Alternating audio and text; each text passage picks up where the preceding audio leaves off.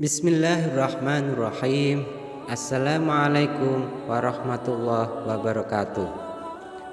Sahabat beriman dimanapun berada, ilmu diam tanpa huruf dan suara merupakan puncak tertinggi rahasia terkabulnya segala hajat dan mencapai makrifat. Apa sesungguhnya manfaat dari ilmu diam? Seperti diketahui, ilmu diam adalah untuk menyatukan semua energi pikiran, energi perasaan, batin, dan roh.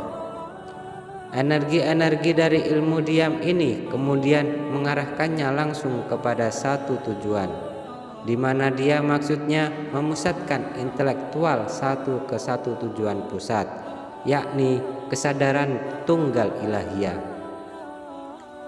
Diam adalah penggalian mental yang intensif, pencarian pengertian yang didukung kehendak tak tertahankan, dan penggabungan energi ke dalam ikatan sangat sederhana. Diam itu ibarat menggabungkan lidi dalam satu ikatan sapu yang kuat dan tak bisa dipatahkan.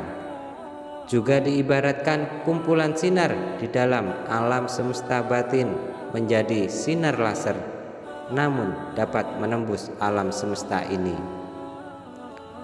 Ilmu diam bisa menjadi sarana rahasia dalam hajat untuk terkabulnya doa.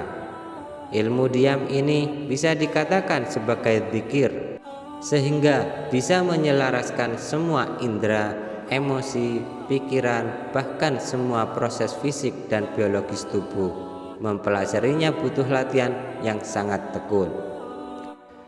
Zikir diam ini sebagai latar belakang untuk merenungi apa tujuan hidup ini, sehingga fokus dan menahan segala bentuk emosi sangat diperlukan. Makanya perlu untuk melatihnya. Misalnya setelah sholat fardu atau setidaknya usai waktu senggang setiap hari, maka lakukan zikir diam. Hingga pada akhirnya jika sudah mahir, maka akan berlanjut ke kesadaran 24 jam. Ilmu diam merupakan keterampilan yang harus dipraktekkan.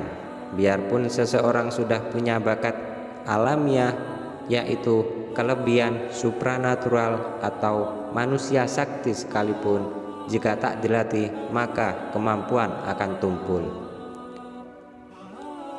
Apa objek dari zikir diam yang sebenarnya? Pertanyaan seperti ini biasa dilontarkan. Meskipun mata memandang di satu titik, namun mata batin masih membayangkan hal lain. Dalam diam, mata fisik dan mata batin kita harus menyatu dalam satu objek. Diam adalah makom diri sejati seseorang, tak perlu membayangkan hal-hal abstrak, misalnya Tuhan, karena bersalahan dengan ilmu tasawuf. Sebab Tuhan tak dapat terjangkau dengan apapun juga. Apa yang terlihat, apa yang terlintas, terdengar, apapun terasa, itu bukan Tuhan. Fahami sifatnya yang sudah haisah kamislihi syai'un. Itulah sebabnya perlu mengenal diri sendiri agar mampu mengenal Tuhan. Jadi ilmu diam selain merupakan kekuatan seseorang untuk menyatukan ke satu titik tujuan, juga sebagai penggalian intensif menuju diri sejati seseorang. Bagaimana mengenal ruh diri sendiri? Sebab ruh ini sebagai pengendali raga memiliki kekuatan untuk menyatukan diri dengan semua energi yang ada di alam semesta ini. Apa hakikat antara ruh diri sejati ini dan alam semesta satu dan manunggal? Ilmu diam akan bisa tercapai bila seseorang mengurangi makan, minum, hubungan intim, dan tak sedikit tidur di malam hari. Di dalam masyarakat Jawa dikenal kegiatan ini untuk mengendalikan indera, pikiran, dan emosi dengan istilah laku tapa brata.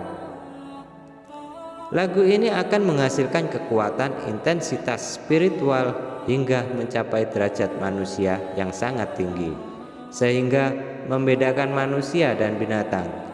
Sebab binatang tak mampu menahan keinginan, misalnya bersenggama saat melihat lawan jenisnya, makan saat lapar, minum saat haus, dan tidur saat mengantuk. Binatang mengikuti instingnya saja tanpa bisa menahan kehendaknya. Sementara manusia yang hanya menuruti hasrat biologisnya tanpa berkeinginan untuk melatih batinnya, maka levelnya tak jauh berbeda dengan binatang. Makanya ilmu diam harus dikerjakan secara istiqomah, sehingga ia telah menangguhkan kebahagiaan yang sifatnya sementara dan tak abadi. Lalu apa tanda-tanda orang yang telah berhasil dalam diamnya? Jelas hidupnya akan tenang, karena sudah tahu hidupnya yang sejati. Sekarang ia hanya menuruti kehendak Tuhannya. Sebagai inti dari ibadahnya, hidup yang tenang karena tak terganggu oleh bias pelangi kenyataan yang palsu, berubah-ubah, sementara lalu hatinya sabar dan ikhlas, tak lagi mementingkan diri sendiri, namun mengutamakan hal yang lain, masyarakat dan umat manusia secara keseluruhan. Mata batinnya sangat tajam dan melihat tanda-tanda ilham dalam tubuhnya. Wallahu a'lam. Semoga bermanfaat. Wassalamualaikum warahmatullahi wabarakatuh.